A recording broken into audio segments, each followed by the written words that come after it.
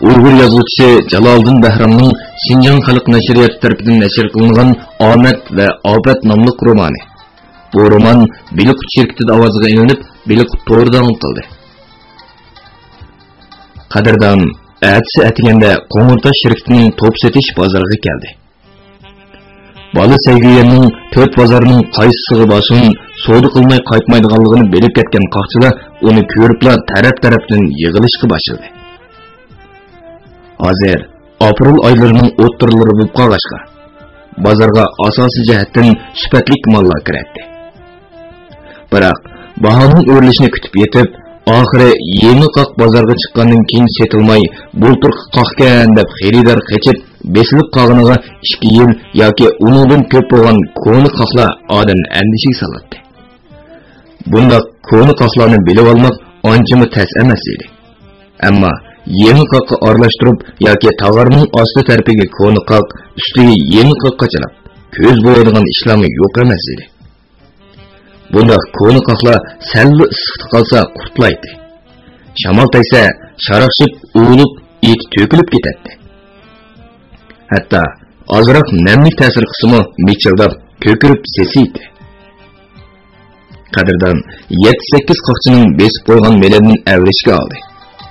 Bu avrishkilarni purash, olqonda mejish orqali sal gumonliq deb qaralgan tovarlarni yerga to'kib qo'ydi. 2-3 oy ichida qoqlarning masli ko'rilmaydiganligiga ishongandan keyin 3 qoqchining 220 tonna melini sodilishib oldi.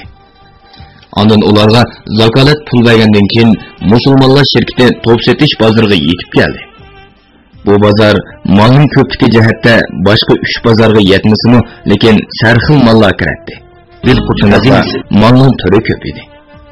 Boshqa bozorlarda ancha topqil bo'lmaydigan qo'g'in keti, qora o'rik, vasalg'o, qurutgan qizil va qora uzum qatorliq kam tepilgan quruq mevalar mushu bozordan tepiladi. Bola Sayguyen kapto degan xabar eg'izdan eg'izga ko'chib, birdaniga bozorga yeyilishi, taraf-tarafdan kasbiy qoqchilar, dehqonlar, hatto u yoqdan elib, bu yoqdan sotadigan hayonkashlar 1 kilosida 5 tiyin, 10 tiyin foyda yeydigan besimdorlarni kelishga boshladi. Qadrdon bozorni birer soat cho'rgilab, mollarning asosiy ahvolini tekshirib, aniqlab bo'lgandan keyin keriyilik 2 okuqlarning 110 tonna mo'nak ham qiqini, shayorlik bir dehqon tijoratchining 70 tonna guli qiqini sodilishib oldi. Keriyilik okuqlar o'lishgan kechdi kelganligi uchun mollari mashinadan tushirilgan edi. Lekin shayorlik dehqon tijoratchining 70 tonna melini mashina kira qilib, her işkilisini başlap Qo'ng'irtosh shirkatining mal o'tkazib olish ombiri oldiga elib keldi. Lungdato mallarning avrishkillarini ko'rib, xo'shalligida olqonlarini o'g'irlab ketdi. Bu sana buyurgan 1000 tonna vazifaga taalluq bo'lsa, dedi u malga baho yezib berib etib. Bundan keyin qolgan 600 tonnaning piri bo'ldimi?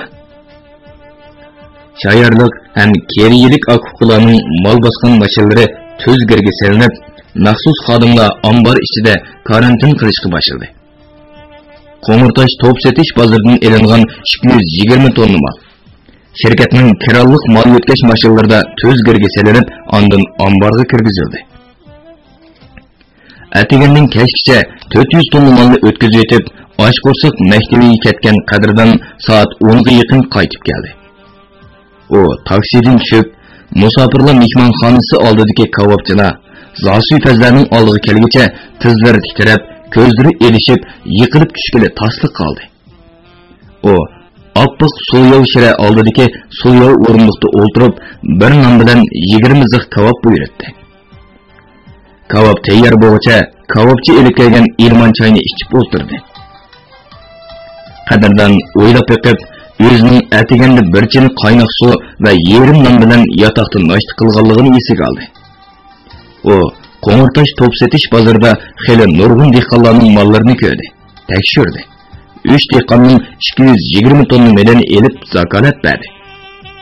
Ondan taksi bilan musulmonlar shirkati to'p setish bozorida 1 soat cho'rgilab, keriyilik okuqlarning shayorlik dehqon tijoratchining mollarini oldi. U yerdan Qo'ng'irtoshga qaytib 400 tonna malni o'tkazgachga kesh bo'lib ketgan bo'lsa-mu, yanada maktabiga ketdi. Jiddiychilikda qo'rsqining oshqinini bilmabdi. Mana u xotirjamlikka yenib oldi. Ochlikdan holsizlanib yiqilayli deb qolganligini bildi. "Hey jinim aka." Bir necha ziq kavobdan jon kirgan qadridan kavobchiga murojaat qildi. "Mushu chaynikimizni kavobdandagi o'tga bir qo'yuting-a. Chayimiz sal ilmon bo'lib qopti." "Ha, birdan tahrir qiling uka. Men yolg'iz." dedi burutliq kavobchi kavob pishirib. "Mao mehmonlar saqlab qoldi." Qadrdan yandagi shirada o'tirgan mehmonlarni ko'rib, o'zi o'rnidan turmoqchi bo'lishi. Bir qo'l kelibla chaynakni oldi. "Men qizitib beray" deb aytdi. Dastlabda ancha senakmagan qadrdan qizni ko'ribla hayron bo'lgandan chekchiyib qoldi. U qiz Zul'ay edi. Qadrdan kavobdan qishir keldi-da, uningga to'yurmay zan soldi. Yoshdan namlashgan kirpiklar, qizargan do'p-do'gilak qori ko'zlar, yumran manzillarni bulg'agan yosh yo'qillari. Hali ham o'ngchib turgan holrang lavla qizning xelibak yig'lig'aligidan derak berib turadi. Qadrdanning ko'nglidan kechmagan o'ylar qolmadi. Qizni onasi urganmidi yoki dadisi degan ikki ozor berganmidi? Xumor dardida asad arvoh pul deb qiynag'anmidi? Eliqi tortishib qolgan qo'llarini quttirib kelgan yerlarga so'zilgan meyit Shalub Ismoil Nozib qizning u yer bu yerlarga qo'l uzatganmidi? Tova, u sarangni nikohsiz tuqqan onasi baxmay, uning hamma azob kulibdi mushu bechora qizga qolg'inni ko'rmandigan. Qadrdan aka, chay qizidi. Zul'ay yanil qadrdanga tikilib qarayamadi. Qo'l yo'qligingizni berib turma, chaynakning beg'i qizib ketibdi-ku. Ular shirada bir-biriga qarab ro'bro o'tirdi. Zul'ay qo'rsqum to'q deb kavob yegili unmagan edi. Qadrdan zo'rlab qo'liga tutqizib qo'ydi. "Agar siz yemasangiz, men yemayman." "Nima qildi?" "Bir kim qarab tursa, gelimdan bir nima o'tmaydi." Amsa aviyada." Zul'ay yo'l chetini ko'rsatdi. "Asha turg'ashtiraymi?" "U yerda turg'ucha keting. Bu kechida nima qilsiz kavobchi Zosipazlarning oldida?" Zul'ay bilaklarida yuzini to'sib yig'laverdi. Uning so'z mirqirab yig'lashi qadrdanning ichini og'ritib qo'ydi. Nima degan bilan bir ojiz qizdi. "Voy, bo'ldi, xafa bo'lmang-a. Men qo'pollik qilib qo'ydim." Qadrdan boshqalarning diqqatini qo'zg'amaslik uchun shivirlab degidek so'zlab o'tdi. "Bu yerda nima qilsiz? Biz qut xazinasi. Keyin deb beray." Qadrdanning kechirim so'rashdan birdamda ergan qiz villida ichildi. "Bu yerda deyish bi'ab." Qadrdan bir necha ziq kavib qolganda o'rnidan turdi. Zul'aymi uning orqasidan teliqib qanamadi. Xuddi O'smarxon bir yerda o'zlarini marab turgandek, to'yuqsiz etilib chiqib, ikki elisini sur to'qay qilib urib ketadigandak vahimlik andishlar yuragini qamallab olgan qadrdan atrofdan ko'z uzmaydi. Ham yanada shumshib ketayotgan Zul'ayga pat-patli qarab qo'yadi. "Nega bormiz?" Qadrdan qo'rqib paraq so'radi. "Bak kechib ketdi. Oshxona ketamsiz-ya?" "Bundan keyin bunday so'zni chiqib tursa chiqmaydi." dedi Zul'ay yaltada qarab qo'yib. Bugun sizga deydigan gapim bor edi." "Opingiz g'olvorib yetib kelsiz-ku. Bugun kecha uyga kelanmaydi." "Nimishqa?" "Yotiqimizga kirib gaplashsak-chi. Bu yerda o'tgan kechgalar o'g'ri qirg'indek qarshidagi odamga." "Yotoqqa?" Qadrdonning og'zi ochiqlik qoldi. Bu mehmonxonaliklarning hammasi bir yurtda tursa, ular nima deb qolar? Tova sizni qiz barmoq ugisini tishladi. Men qiz bola turib qo'rqmasam, siz gap so'zni qo'rqotamsiz? O'g'il bola turib. Qadrdon izzat tatqindan sal o'ylanib qoldi. Ras. Bundaq ishda söz cho'chak hammadan bakarak qiz bolig'i yo'q edi va jamiyatning oson sesiydi. Sulay yuzining to'kilishidan qo'rqmagan edi. Qadrdon meki-mekiga tushib qolsa, bakni uyatlik ish bo'ladi. Agar tonish bilishlar ko'rib qolsa, oshxonaning chini qochillari bor edi. Shuning kaptikan deb qo'ysa bo'lmadimi? Zulayning bundan keyin so'zlashishga fursat chiqmaydi deganiga qaraganda, jannat ne'matlari oshxonasida cho'qim bir ish yuz berdi. Qadrdon Zulayni boshlab bino palampiga, ondan koridorga qadam oldi. Qari potan peshtaxtaga beshini qo'yib, xelili eg'ir uxlayotdi. Ular putlarining uchida dasab ikkinchi qavatga o'rladi. Ondan shap chiqarmay yotoqqa kirib oldi. Zulay kirgancha yumshoq divonga kelib o'tirdi. Qadrdon ikki piyolaga ikki chimdim qora choy solgandan keyin ustiga qaynoq suv qo'yib, ustini kichik taqsidi yopdi. Birini Zulayning oldiga, yana birini o'zining oldiga qo'ydi. Qadrdon laydigan qora choy yaproqlarini bir chetga po'lab, bir yutum choy ichgandan keyin qani so'zlanamsiz degandek Zulayga qarab qo'ydi. Bugun kechki tomoqda O'snarxon, Aboq To'xti, Asad Arvoh, Kozimlar bir shirada o'tirib, norin cho'p yeyotdi. Zulay bo'lsa, ayrim qo'yilgan kichik shirada Meyib Ismoilga qo'shdi bir yoqdan tomoq yegizib, bir yoqdan uning eg'iz burunlarini lo'ngini surtib turardi. Shundaqdimi Ismoilning tortishib qolgandek qo'llari arvon-sarvon pullanlab, norin cho'pni to'xtamay putlariga suvab, hamma yerni bulg'umoqda edi. Taksib, hey juvaymak! O'snarixonning Zulayga xelili ochiq va'da qiladi. Qarag'ana, maydonlarning bo'lib ketganini. O'mliqman surtyapman. Zulay to'msaydi. Qo'llari jim turmasa. Oy, yana tax gap yamdirsan-ku. Ersirab qolgan buqa. O'snarxon olaydi. Lekin Asad Arvoh opsig'i olmaydi.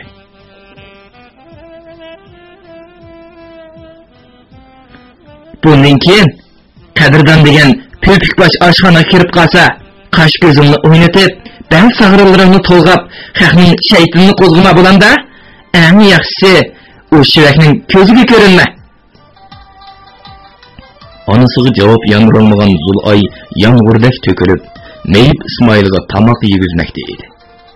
Bu hal Asadning içini bir kısmı kılıp, g'azibini qo'zg'ab qo'ydi. Apa, tezlik gap qiljima. Asad bo'ynini to'lg'adi. Zulayga yo'qran ayıplarni ortiyverma. Kichikgina qizni oshundoq deyishga uyalmamsan? Hey Bengi, sen nimani bilading? Qadrdon degan munofiq kirsa, uning g'ittanishib ketishi turg'onli gap-ku. Qadrdonni nima aytlaysan? Asad qo'shiqni jahli qo'ydi. Uningdek fazilatlik, axloqlik bir bolani yetti iqlimni topolmaysan juma. U yo chakmasa, yo ishmasa, u o'ynamasa, o'z o'qiti bilan hurmati kundan-kunga ko'tarilyapsa. Zulay uningga nima qis arzi juma? Ikkisi qamlashib qolsa, do'ppani osmonga tava. Hey mutmut, azmayla. Sen nimani bilading? O'snarixonning shiltiyotgan qo'llari titirmoqda edi. Amsa, jinga purab qolgan qanjiqni uning ikki qo'llab tutib bermamsa? Og'zini buzmava, to'r jodi. Nima ko'ryapsan? Yeli jubon? Nima qilmoqchidan Badrak? O'snarxon oldidagi piyolani bir itishi. Piyola Asadning beshiga tomni tegdi-da, parcha-parcha bo'lib ketdi. Asad shartli qilib beshini qamolladi. Biroq uning barmoq orliqlaridan yamrab tushayotgan qon nagdur oldirgandek sho'rqirab birdamdili yuz, bo'yin, maydalarini qip-qizil bo'yibdi. Asadning chiroyimi borgan sari oqirib ham patirib o'rniga yiqildi. Qadrdonning yotiqini go'riston jimjitligi bosdi. Zulayning do'p-do'gilak qora ko'zlaridan to'kilgan yoshlar bir-birini qo'llashib, chiroyli ko'ksiga tommoqda edi. Asad gerçi xaroyinga ko'nib qolgan bir bangi bo'lsa-mu, biroq oq tuman uning yuragini tamamen qop-qora qilib etishga texi ulgurmagan edi. Uning aşı bechora ojizani qo'dash yo'ldagi turgulligi qadrdonni o'ylantirib qo'ydi. Hozir akimizning ahvoli qanaqaroq? Qadrdon cho'nqur tindi. Men ati yo'qlab qo'ysam bo'g'dak. Zulay birdilla alqonlarda yuzini to'sib, ön selib yig'lavatdi. 8-7 kishdi. Hozir qon sevatidi. Zulay esadab ketdi. Odamdagi qonning jihligiga aqlim hayron. Kigiz gelanlarda beg'ir uyib ketgan qonni demayli qo'yay. Taksida doktorxonaga oparguncha qon zodi to'xtamadi. Kim qaravotidi? Opam o'zi Dadam bilan Kozimkam qopqinim ochmay ketib qoldi. Ati yo'qlab basam. Atiganda men borman. Opam oshxonaga qaytib keladi. U kasir tursa. Zulay, xeyli bir vaqt bo'lib qoldi. Qadrdon soatiga qaradi. Endi qaytib ketam. Bundan keyin ko'rishmak tez bo'ladi. Opam qiz duduqladi. Amsa ko'rishmayli. Siz meni yaxshi ko'rmamsiz? Ilojsiz qolgan Zulay nomusini qayirib qo'yishga majbur bo'lgan edi. Sizning bir og'iz gapingizni anglasamla, men bu xotirjam bo'lib sizni saqlaydim. Saqlashning zarurati yo'q Zulay. Qadrdon ko'ngil oyashni xo'p ko'rmadi. Anglasam, siz 15 yoshga kiribsiz. Men bo'lsam bu yil 17 ga kirdim. Bundoq ishlarni o'ylashga texi boldir. Lekin men sizni yaxshi ko'rib qolgan bo'lsam, ammo menda undoq hissiyat ko'rinmadi. Sizga yolg'on aytsam bo'lmaydi. Men texi ko'zlaringizga qarab Ras, siz bek chiroyli, shunchalik xo'nchi bo'y. Shunga ba'zi hollarda sizga tikilib qarab qolganligimni tan olaman. Go'zallikka intilish hamma odamni bo'ladi emasmi? Xo'sh, sizni avvar qildim. Zulay qadrdonga qarayolmadi. U yer boqqunicha oston yengib eshikka uyga keldi. Xuddi qadrdon Zulay deb vaqiraydigandek yoki tinchsiz kelib orqasidan yumshoqqina quchoqlab sizni so'yman, ammo oilangiz deb ko'ngildikini davoldigandek u bo'sig'i to'yda birdan turdi-da eshikni ochdi. Koridorga chiqibla ushqandek yugurib, palampaylardan taqildab pastga tushib ketdi. Qadrdon atsi atigan konserva, novat, qon bo'ladigan anor sharbati, sut parashoki qatorliqlarni elib doktorxonaga bordi. O şoförünün pulunu berib etib, mashina aynakidan O'snarixonni ko'rib qoldi. Uning qopaqlari tuxumdek ishigan. Atli qalpoqlari yer supurdigandek sangilgan. Oq seriq chiroyini olrang dog'lar qoplagan. Bog'us binosidan chiqib o'tdi. Qadrdon u o'tib ketguncha taksidan tushmadi. Hayron bo'lgan shoför lappida qaragan edi. Qadrdon O'snarixonni ishora qilishi. Şoförümü düşünüp beşini lanıştı. Qadrdon balmızga kirganda karvatning oyog'ida o'ltirgan Zulay o'rnidan lekkida turdi-da. Qadrdonga so'z ta'zim qildi. Ham uning qo'lidagi kasal ko'rimliklarini elib, javobsiz "Kayiningizmi g'animat" deb qo'ydi. Lekin Onun keçi-içi yığılab chiqqanligiga ko'zi, qapoqlari, tatargan yuzlari guvohlik berib turardi. O'zimi hadisi yuzini qochirib yerga qarab oladi. Asadkamning ahvoli qanaqaroq? Bir xil yotidi. Asadning beshi qatma-qat doki bilan tengilgan edi. Burun teshkiga kislorod maychisi kirgizilgan. Osma ukoldan dori aralashtirilgan akva suyi to'xtamay tomchi tushyotdi. Uning chiroyi baxtmi tatirang'i ko'rinadi. Ammo qadrdonning Asadga boqqanda Zul'ayga ichi og'rib qoldi. Bu qiz bir kechada xuddi 10 yil kasal tatgan odamdek chiroyidan ketib, ruhi sungan edi. Akşam Zul'ay ketgandan keyin qadrdon ko'p o'ylandi. O'ylana, yanala o'zini tortishni, chatga elishni xo'p ko'rdi. Uning mushtindagi yuragining qayerdir bir yerlarda eliqi mo'layim qiz mehribon uningga talmurib qarab turgandek. Qizarib, tortinib, "Tova, biz yana ko'rishib qoldik" deyotgandek to'yilib ketdi. Ajab ish. Qadrdon mehribon bilan ikki qatim yuz ko'rishdi.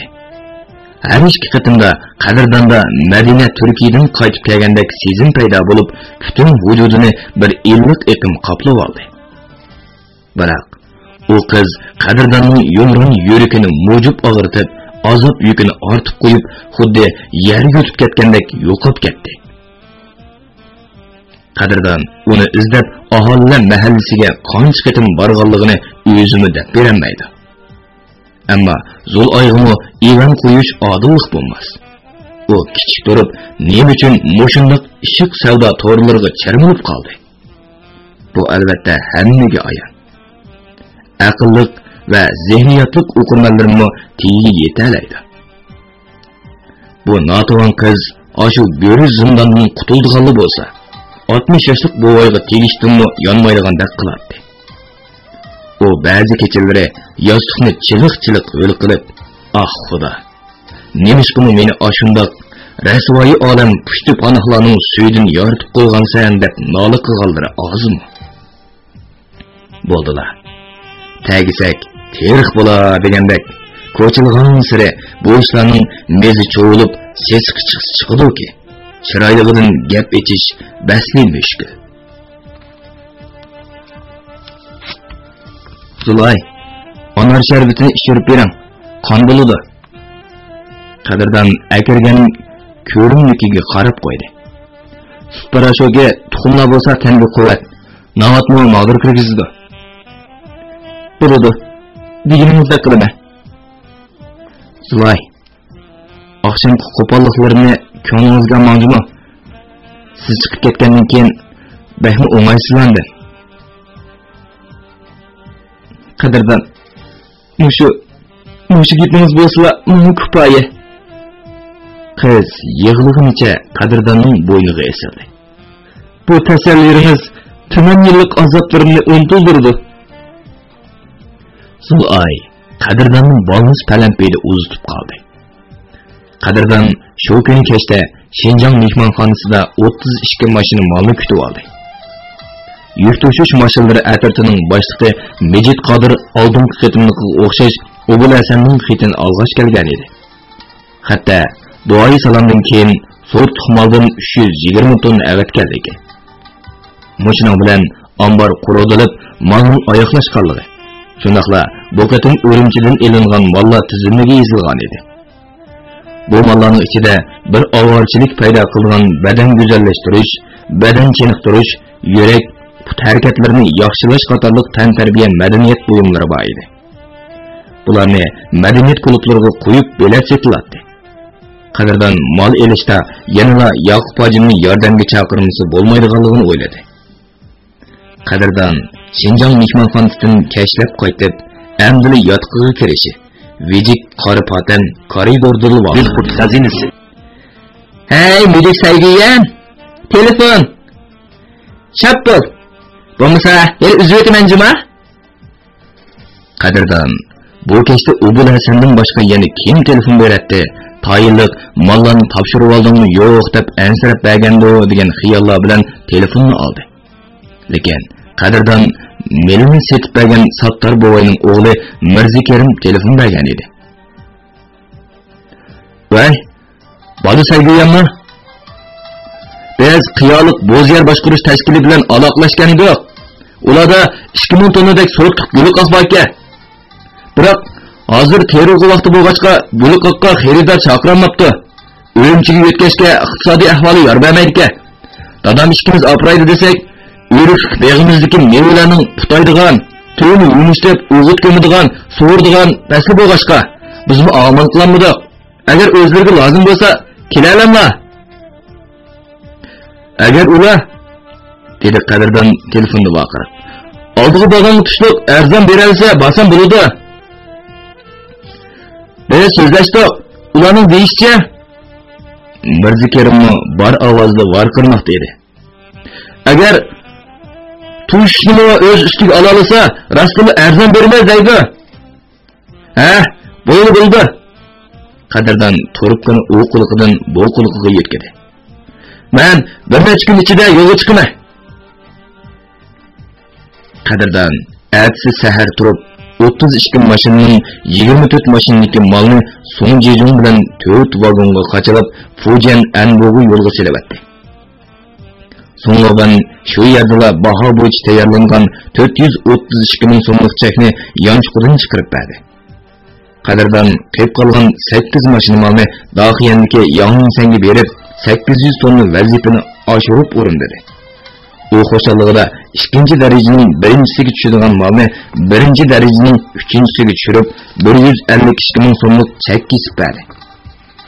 Bu mallarning setilishi Ubul Hasan belgilab bergan bahodan kilosida 20 tiyin farq qiladi. Bundaqda 320 tonna maldan 64 ming so'm Qadirdonga taalluq bo'ladi. Qadirdan ertasi Ubul Hasan yezib avatgan mal tizimligini elib Dajaygo'ga bordi. O'ziga 7 mashina yuk besib ketganiga hafta bo'lgan Yoqub hojim qaytishda baqqallarning olmishni kira qilib kelgan edi. O tizimlikni ko'rib bo'lib shiraga tashladi. Uning bu xo'shyoqmagandek harakatidan biror ovarchilikning yuz berdiganligini chiqib turadi.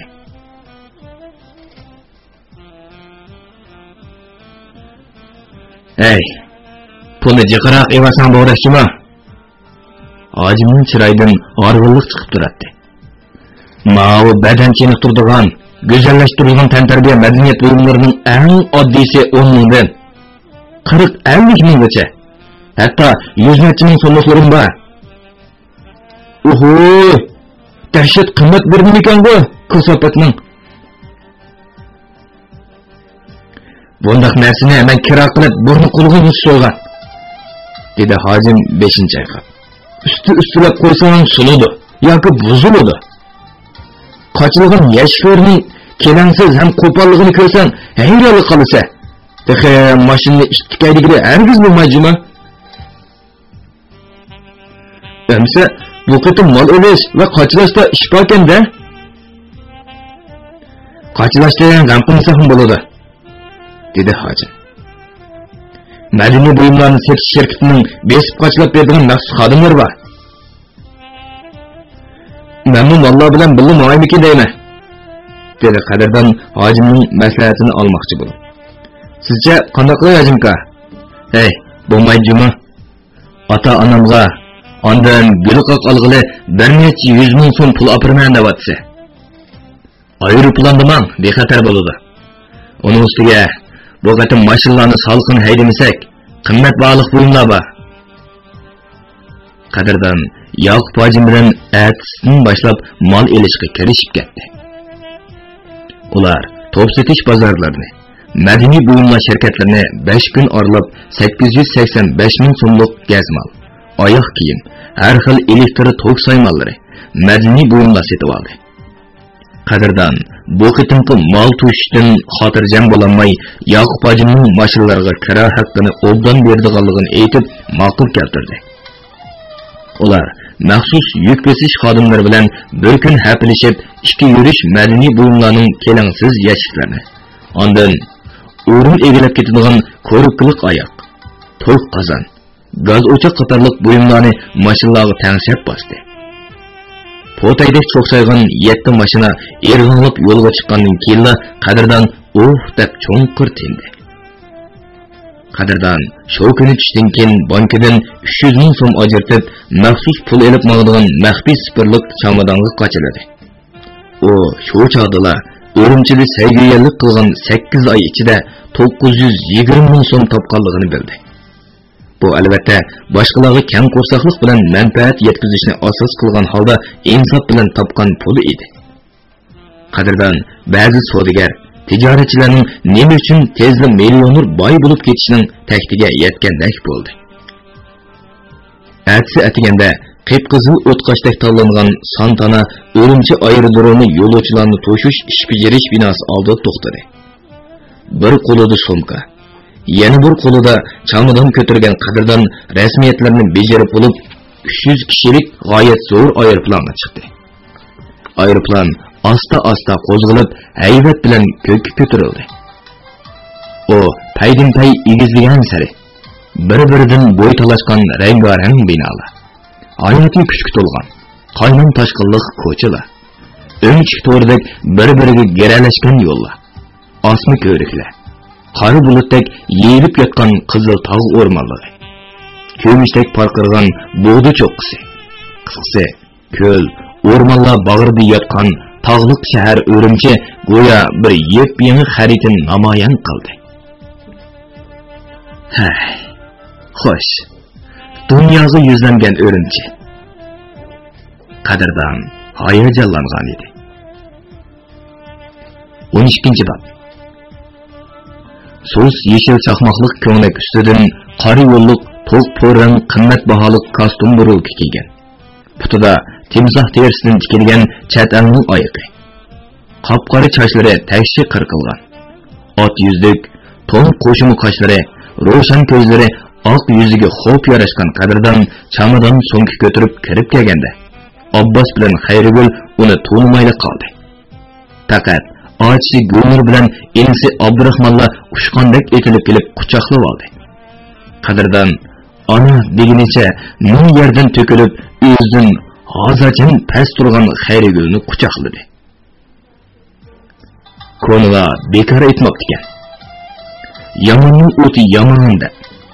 Hozirgacha bollari va erining oldida changirmay, levini tishlab kelgan mehribon ona o'zinggacha o'g'ilni qo'yib bermay, unsiz yosh to'kdi. Qadirdan dadasining bag'riga tashlanganida Abbos bo'jang uning do'lisini papalab, "Bo'ldi, yig'lama. Mana men sog' turibman-ku", dedi-yu, o'zini nalargadir qarab oldi. Bir pas shodlik ko'z yoshidan keyin hol ahvol so'rashlar, qiyniqmay tikilib qarashlar boshlanib ketdi. Qadirdan so'ngkidan ochisi Gulnur inisi Abdurahmonga ilib kelgan sovg'atlarni berib edi. Ular Sulyo bo'loqdan darhol ajratib o'zlariga chenab, ajab payza bak yarashdi deyishib ketishdi. Tahi Gulnur birdamdala hujursiga kirib, ko'pni yo'pqinlarini almashtirib chiqishga ulgurdi. Qadirdan oshpazlikni o'rgangili Urumchiga manganda Gulnur 9-sinfda. Abdurahmon boshlang'ich maktabning 4-yilligida o'qiydi. Hozir Gulnur 11-sinfni bitirish oldida turadi. Uning oliy maktabga imtihon berishiga necha oylar qoldi. Abdurahmon bo'lsa, o'rta maktabning 7-sinfida yanada a'lo o'qiyotdi. Ona, dada, Urumchida sizlardek to'xtalgan odamlarga kiyim-kechak topmoq tasga. Shunga Qadirdan maxfiy spirtlik chamadonni ochdi. Sizlarga pullar g'ash keldim. Abbos, Xayrigul, Gulnur, Abdurahmonlar chamadonga qadalg'unicha go'yo oldidan tuyuqsizlar vahshiy sher chiqib kelgandek ko'zlari chaqchib, nafaslari tezlashib qetibli qolgan edi. Chamadonga rat-reti bilan tizilgan yep-yangi 100 so'mlik bog'liqlik pullar hammasini esidan ketkizgandek qiladi. Ular xuddi o'g'irlik ustida tutilib qolgandek bir-biriga qarashdan qo'rqatdi. Ammo bu yerdagi so'rlik ham andishlik jimjitlikni birinchi bo'lib Abdurahmon buzdi. "Oka, mush pullarning hammasi seningmi?" Anam bilan dadamga g'ash keldi. Shuncha nurg'un pulni to'liq o'tirning o'quvchisi Gulnurmi gumonlanib qolgan edi. Qandoq topding? Yo'q, sen oltin kumush sotadigan katta savdogar bo'lmasan. Ras balam. Xayrigulning qalbaqlari titrayotdi. Oching degandek qandoq topding? Inchi marvoyat, yoqut kahrva, inji yoltiroqlar sotadigan jahon aktorlaridan bo'lmasan ya. Bu pullar zot nereden keldi? Nima, uning ishingga tushib ketdi-ku? Gulnur qadrdonning ko'ziga tikildi. Bu pulning nereden kelganligini deb berememse? Voy jinim bolam! Xayrigul o'zini qachatlagan edi. Abbas uning qo'lini tutib oldi. Bu pulni bizni o'tga tiqil akeldingmi?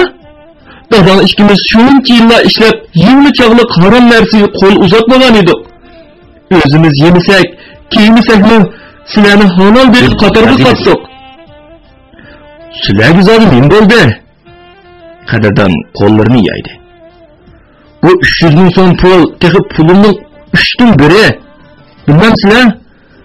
Sizlar meni tomtish banki bo'ladi, yo'ltish bulanchilik qildi demoqchimi? Qadrdonning varqirab turib degan bu gaplari ta'sir qilgandek emas edi. Dadisi Abbosning ochiqning kelganligi chiroyining barg'on siri qardayotganligidan bilinib turardi. U asta o'rnidan turib, enishkinicha hujra uyga kirib ketdi. "Dada! Hey dada! To'xtab tur!" Qadrdon amalsiz qolgan edi. "Bu pullar men sayg'iyalik qilib, shirkat xo'jayinlariga qoq o'tkazib topgan pullar. İslam'ın işini var." Hujra uyning eshigi ochilib, Abbos bo'janing tembel gavdasi ko'rindi.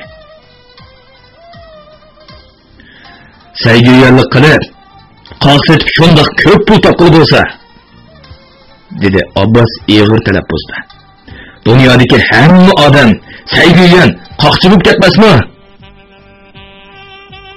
Dadisi hujraning eshigini zarb bilan yopdi. O'zini hech oqlayolmagan qadrdon onasining qo'llarini tutgan edi. Xayrigul qo'llarini tortib oldi. Gulnurmi uningga oliyib qaramoqda edi. Faqat Abdurahmonlar bo'ynini qisganicha akisining beqimda o'tirardi. U akisining beamal qilgan chiroyini ko'rib, yig'lab o'tadigandak o'mchib turardi. "Jinim ona, men bu pullarni g'ayriy yo'l bilan topgan bo'lsam," dedi qadrdon yelinib. "Bergan oq sutimiz harom bo'lsin." "Bo'ldi. To'lichin qolma. Qancha zo'riqsanmi baribir." Xayrigul o'rnidan turib, Abbos bar hujraga kirib ketdi. Gulnurni dast turib, hujrasiga kirib ketib, ayol o'tmayla qadrdon elib kelgan yopka ko'pda oldiga uchib tushdi. Qadrdon gelamda o'ltirganicha metchini yig'lab atdi. "Bo'ldi qila aka, yig'lamagina?" dedi Abdurahmon o'mchi. "Bu pullarni haloldan topganimda men ish nima?" Qadrdon enisi Abdurahmonni quchoqlab oldi. "Uncha uka, bu chamadonni hujraga akirib, obdan bir yerga yo'shirib qo'y bo'lamdi." "Bo'ladi. Oqshomlikqa baribir ikkimiz mening hujramda yotamiz." Shu kunlik kechki tomoq ko'ngilsizlik yeyildi. Tomoq sinib bo'lishi bilan hammasi o'z uylariga tarqishib, tomoq shirasida faqat qadrdon bilan Abdurahmonlik qoldi. Ularmi birdan o'tirgandan keyin hujrasiga kirib yetib qolishdi. Lekin qadrdon o'zining ish o'qitlari haqida tafsiliy so'zlab Abdurahmonni qoyil qildi. Qadrdon 1 kilo qoqda 10 tiyin yoki 20 tiyin qolsimi, necha yuz, hatto necha ming tonnalab qoqlarni necha 100 ming so'm qoldiganligini inchki hisob bilan tushundirmoqda edi. U o'zini ashu usul bilan oqlayotganda Abbos bilan Xayrigulni karvat yo'lanchigiga yostiq yo'lab o'tirib, past ovozda o'zlarining gumon farazlarini deyishyotdi. "Hey odam," dedi Xayrigul erini beqindab. "Gumonning deyishcha, xiroyin elib satqanlar ashundoq bir kechada beyib ketimish." Meningmi gumonim naqshu. Abbas deb cho'nqur tindi. Siyosiy qonun komitetining shujasi Motulla Savutning uyidan qo'g'lab chiqarib o'tgan o'g'li G'ayrat ismli bormi? Bu mandagan davomli o'zini yasab, chechini parqirtib parab yuradigan so'ratvaz egiz bola. Habballe. Esandimi? G'ayrat 2 yil ilgari Aysa Abay degan og'inlar bilan kelmagan edi. Mana ashulami xotanga oyoq bosmaydigan bolalar. Nemish qamdi? Ular xotanga 2 navbat xiroyin akilib sotgan xiroyin atkaschilari, soqchi doiralari tarafidan angelingan bolalar. Voy Xudoyim, ular qadrdonni o'zlarining guvohiga a'zo qilib olganmidi? Xayrigul darhol og'zini tutdi. Bu bolani o'z vaqtida evatmasak bo'pti-ku. Mening asraydiganim shu. G'ayratchandu, Aysa Ximanjar, Abay gitarlar bir cho'ng guruhning odamlari, dedi Abbas. Ular necha qatim tutilib, guruhdagilar ularni qutqizib ilib chiqqan ekan. Ya Allah, nimaga yurak savnilar u? Mana shularning hammasi musofirlar mehmonxonasiga to'plangan. Abbas o'zining farazlariga o'zi ishinib qilib o'tadi. Ashu atkaschilar qadrdonbek qo'rqmas, tavakkulchi, hech nimadan tap tutmaydigan bir qaramni yengil tatmay qilama.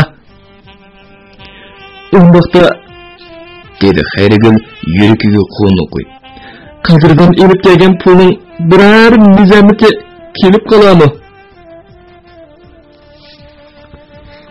Mizamiti emas, bola yopib tegdi. Abbas gapni uzib o'tdi. Shunga uning pulining 10 tiyinig'ini chaqirib bo'lmaydi. Ammo ishlar aniqlanguncha to'liq haddini oshirib o'tmaydi. Abbas bujon atsi atigan hammasi noshtaga o'tirganda o'g'lini gapga selib, uningdan cho'ylada suzilib qolgandek biror ufqunga ega bo'lishni ko'ngliga pukdi. Lekin gapni qandoq deyishni bilolmay qoldi. Qadrdonmi ko'z quyrug'ida ularga zan solmoqda edi. Birli go'mur qopqini suzib o'tiradi. Onasi bilan dadasi bo'lsa, xuddi mehmonga berib, ko'rpiga siyib qo'ygan bolalardek g'aritli jilmayib, chiroyidan, harakatlaridan bir xil yasalmalik chiqib turadi. Anlasam, dedi Abbas nonga gulxan suv etib. Musofirlar mehmonxonasiga yetib o'tgan o'xshaysa. Shundaqda da dadasining erib qolganligidan qadrdan xilini yeniklab qoldi. U yerga bir yer sular to'plashgan bo'lg'achqa ishonchli bo'ldi-ku. Shu musofirchilikda yaqin yo'riqlar bo'lmasa, odam g'ayrislanib qoladi, dedi Abbas o'g'lining chiroyiga zansil. Motulla Sho'jining o'g'li G'ayrat, xo'tanlik bolalardan Aysa, Abaylar bilan ko'rishib turdigansa, qadrdon dadasining gapining uranidan yo'shirin bir ma'noning tegiga yetdi. Ularning buncho'la tosh yuraklik qilishi, yanila qadrdonni cho'ng so'diga orlashib qoldimikan deb gumon qilayotganligi aniq edi. Shundaqdimi, qadrdonning qo'rsoq og'rig'i bo'lmag'achqa ularni qasddan yomon ko'rsatib, o'zini yaxshiroq bo'lishni xohlamadi.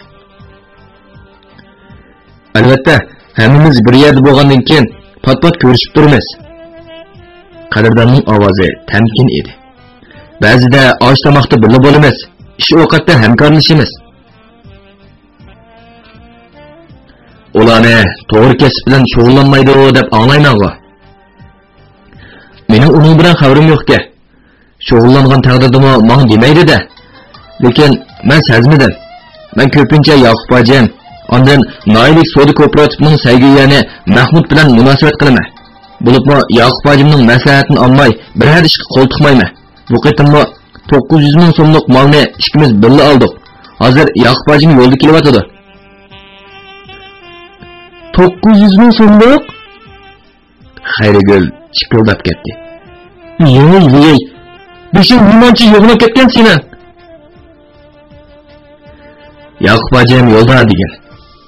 Abbas yenik tindi. Qachonlar kelib qolar?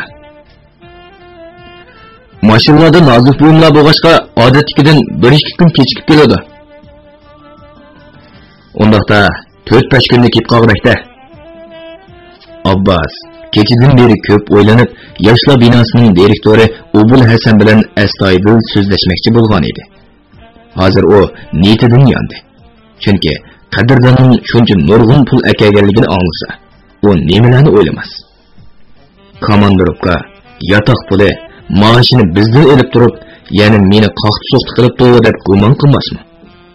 Shunga qadrdon to'g'riliq uningga tinmisi bo'g'dak. Faqat Yoqub hojim kelgandilar ishlar bir qadar oydinlashishi mumkin degan qarorga keldi. Beliq shirkatida ovozga ilinib, Beliq to'g'rida antilayotgan Uyg'ur yozuvchisi Jaloliddin Bahramning Xinjiang xalq nashriyoti tarafidan nashr qilingan Omad va Ofat nomli romanini bugun musharga tanlatdik. Davomini atidagi anglitishimizda davomli anlatamiz. Bu roman Xinjiangning har qaysi joylaridagi Xinhua kitobxonalarida sotildi. Do'stlarning sotib olib, saqlab qo'yishni tavsiya qilamiz.